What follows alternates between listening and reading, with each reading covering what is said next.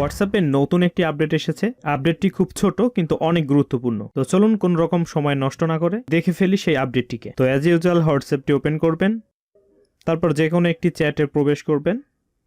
তো আপডেটটি হচ্ছে এই যে টেক্সট আইকনের পাশে পেপার ক্লিপ আইকন, এটাতে ক্লিক করবেন। তো এখানে ক্লিক করলে অনেকগুলো অপশন চলে আসে, গ্যালারি চলে আসে, ক্যামেরা চলে আসে। তো এখান থেকে এই যে গ্যালারি, এটাতে ক্লিক করবেন।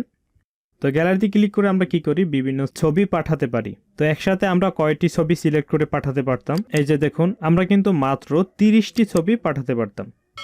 এরকম সিলেক্ট করে আমরা 30টি ছবি পাঠাতে পারতাম। তো এখন থেকে দেখুন কতগুলো আপনি ছবি পাঠাতে পারবেন। তা আমি একটু ফাস্ট ফরওয়ার্ড করে দিচ্ছি। এই যে দেখুন 99, 100টা পর্যন্ত সিলেক্ট করলাম।